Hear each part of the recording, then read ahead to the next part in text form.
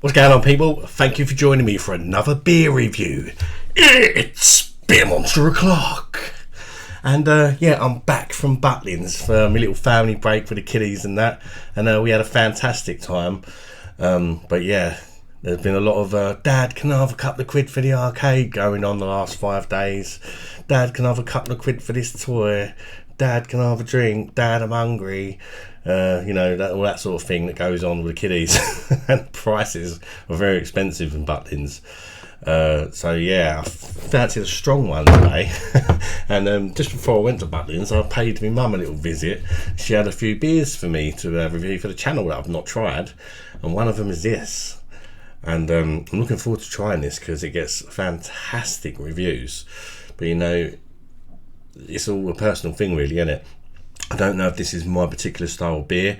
It's a Belgian beer and it is St. Bernardus Abt 12.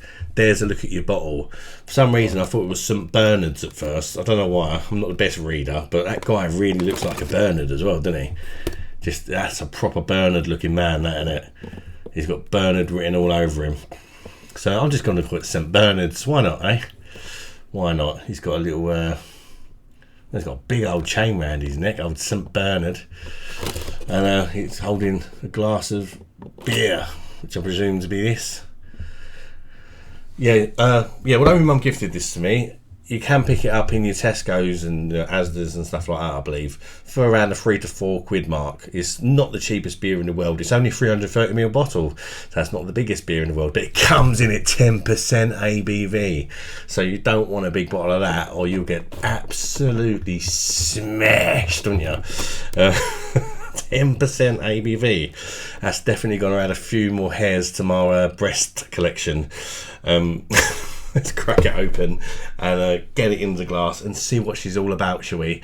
10% though. Wow. It's a Belgian quadruple. Now that sounds well hard, doesn't it? That does sound well hard. You know, I'm drinking a double today, mate. Quadruple, mate. Shut up, yeah?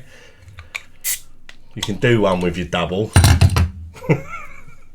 But yeah, these sort of beers, although I like them, I don't have them very often because I drink quite fast and I struggle to sort of drink slow when I'm drinking a stronger beer. I end up just getting drunk really quick, to be honest with you. The same reason I don't really drink spirits, especially because they taste nice as well, don't they? And yeah, end up making them strong and getting really, really smashed. Right, let's chuck her in the glass. I know this ain't the right sort of glassware, but I ain't got the right glassware, so she's going to have to do, isn't she? Here's a look at your beer in the glass. You have a nice big off-white or tanned head, if you like. It's kind of a shitty brown colour, I would say. Dark brown colour. Not much light getting through that bad boy. There's some slight sort of ruby highlights as I hold it up to me light. It looks very nice, that head. The bubbles are super compact in that. It really does have quite a premium look about it. Let's get the nose in there and check out the aroma of St. Bernard ABT. Was it ABT 12? Yeah. And let's see what Bernard smells like.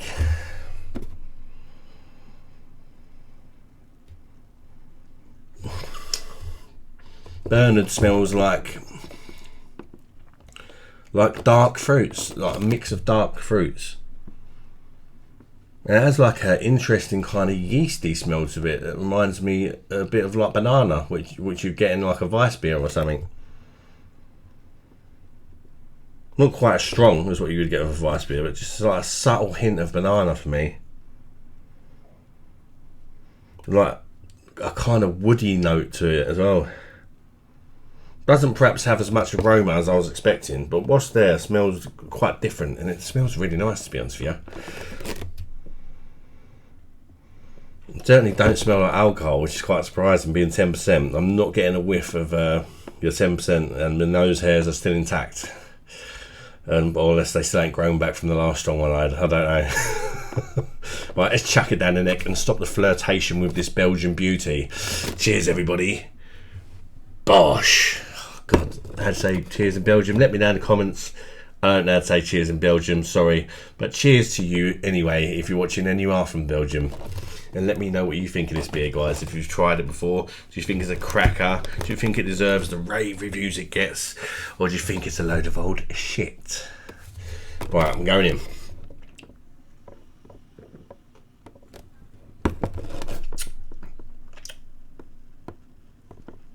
Ooh.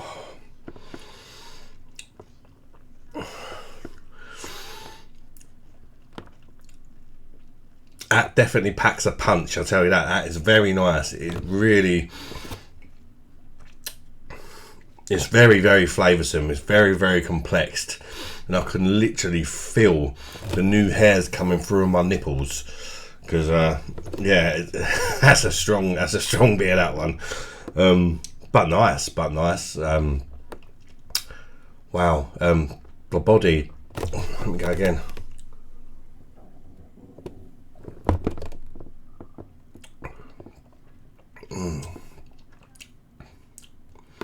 Really complex, this one. It's kind of a medium to heavy body for me on this one. Quite gentle feel to the carbonation. The head's retaining really well, considering it's 10%. Sometimes the stronger beers, the head don't stick around very long, does it? Because the alcohol just annihilates it. This one don't care. This one's sticking around, and she's even leaving behind a little bit of lacing, which is quite impressive, especially at 10%. Right, let's think about what she tastes like. But it is really nice, actually. Very nice. I guess I can see what the fuss is about. I don't think it's ever going to be my favourite style of beer, to be perfectly honest with you. But that is impressive. You can taste the quality in it. You really can. But I can also taste like a few things that put me off of it, even though it's fantastic and like sugary. The sugary, like it's quite sweet. It's not massively sweet, but I'm just a picky bugger when it comes to sweetness, and it's like I can taste a bit of like, I don't know if it's like added sugar, but like brown. It's more like a brown sugar taste to it, which sort of stands out. But anyway, let's go again.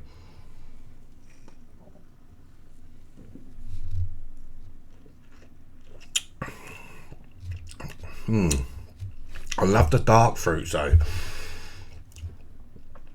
Oh, this is a great one for the winter. You can just feel like the warming in the chest as it goes down. It really does warm you up. It's got a lovely blend of like dark fruits like raisins, figs, that sort of thing, and even perhaps a little bit of apple. Yeah, very, very nice dark fruits, plummy.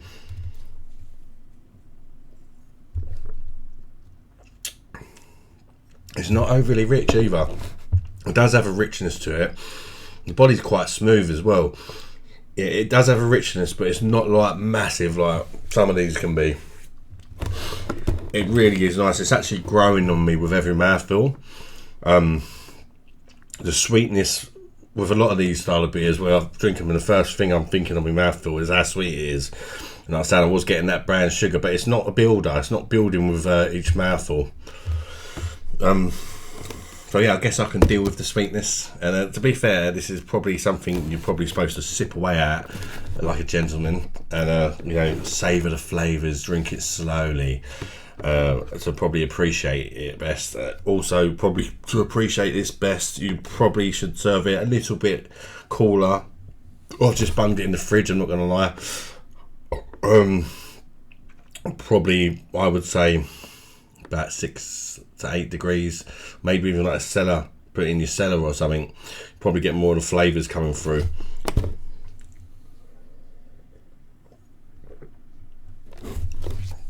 It's really impressive how they hide that ABV. I mean, you can tell.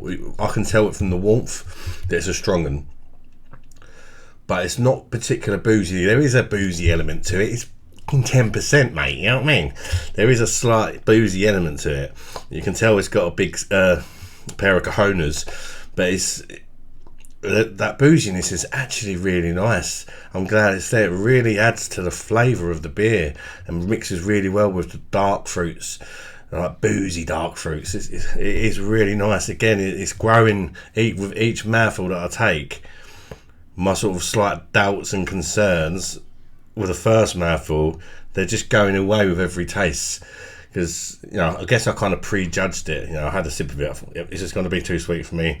You know, it's going to get too rich. But it's not. It's really surprised me, actually.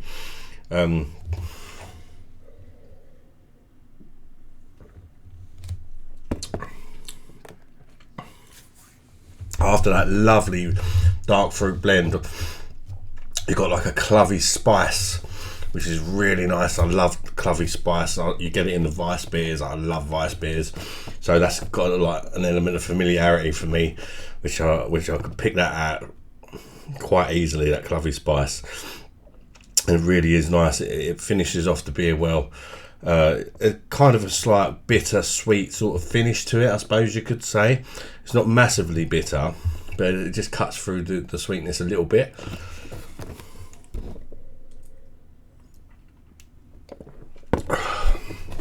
I would say as far as like how dry she is, she's got a bit of moisture.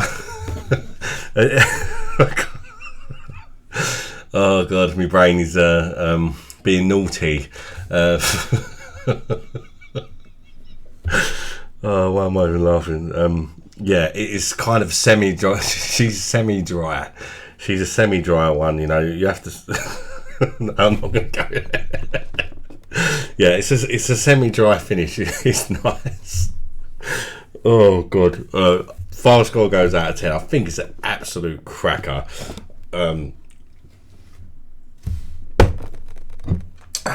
Smashed it. Too easy drinking for the ABV.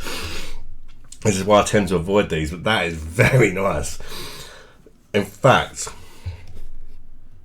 I'm not sure beer has ever... I'm not sure I've ever had that journey with a beer before. Sort of first mouthful, yeah, that's nice, but then just completely transforming my opinion as I went along to the stage where I thought it was okay, and I've got away, I haven't finished a glass of it. I actually love it.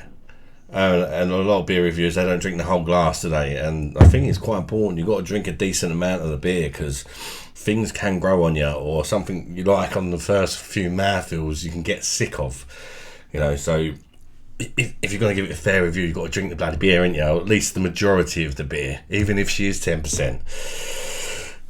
Give it 20 minutes, I'll be like, ooh. Thanks for tuning in, guys. I'm going to give it a 9.5 out of 10. I think it's bloody lovely, and it's one of the beers I will be buying again. I particularly think it's lovely for this time of year. Pick some up for Christmas if you've not tried it, and just sit there, sip away at it, drink it slower than what I did, drink it a bit warmer than what I did, and I think you'll really get the best out of this beer. I really do. And next time I'm actually going to buy another one just to try it warmer, because if I enjoyed it this much chilled like a lager, I'll bet it's absolutely world class if it's, you know, served at the right temperature, so to speak. Anyway, thanks for tuning in, guys. 9.5 out of 10 to me. Smash the like button if you enjoyed this review, and consider subscribing to the channel. There's a membership down below if you want to become a beer monster for 99 pennies. And Merry Christmas to you all. And until next one, guys. Ho, ho, ho. Bye-bye, darlings.